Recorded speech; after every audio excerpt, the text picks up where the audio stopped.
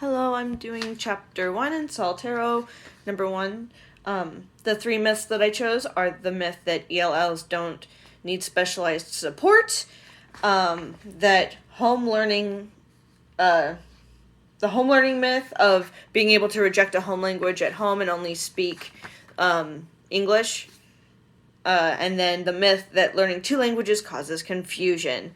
So the way these myths shape ideological positioning around language learning and language use, the biggest one for me was in the myth that immigrants refuse to learn English. And I think this ties in really well as far as shaping ideological positioning, just because of this quote here from 2007, House Speaker Newt Gingrich. We should replace bilingual education with immersion in English so people learn the common language of the community and they learn the language of prosperity, not the language of living in a ghetto. That is quite a statement, and I think that that's felt really deeply when you look into the myths that I chose, such as the home learning myth, that parents are so intensely set on making sure their kids learn English as fast as possible that they begin to only speak English at home.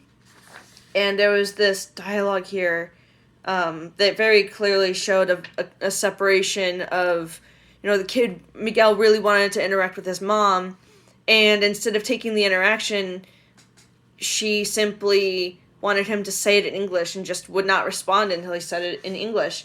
And the breakdowns for this were really important here, that there is a break in the family harmony when this happens. They can't communicate with each other well. There's emotional attachments that are at risk. The values and norms of the family don't get passed down. Authority with the parents is weakened, and the kid ends up feeling shame about their origins. It's just not great, man. That's bad.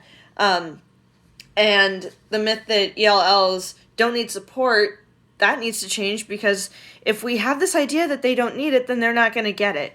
And we're going to continue to loop into this circle of that they don't want to learn English, or they can't, or they don't care to. And it's just not true when, there are kids who don't have that option. And it's just really hypocritical for us to say, learn this country's language, but then give them no way to do it. I think that's not how we can do better as a country. We just can. And why is it important to take a critical stance is to make sure that these kids have a right to an education.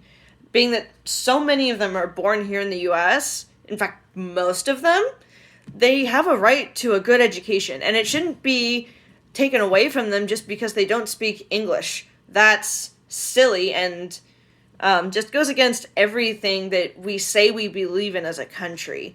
And I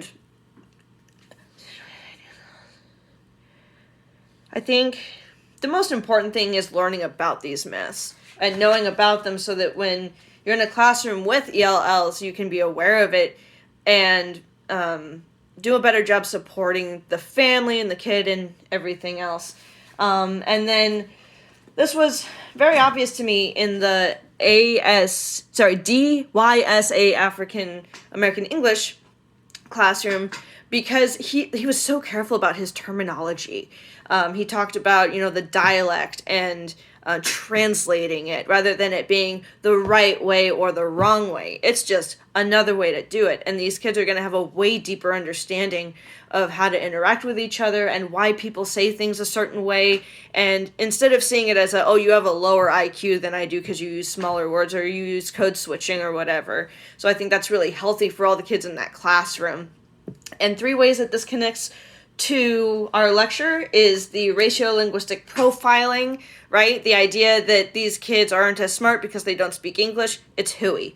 And the fact that these groups are minoritized, and, like in the book, that quote I talked about, the language of the ghetto, getting rid of that idea is really important. And I think that ties in really well with the sociolinguistic profiling. and just making sure you're critical of your own biases and making sure that you're being aware of your thoughts and feelings, and accepting them, and then, being able to change them if need be.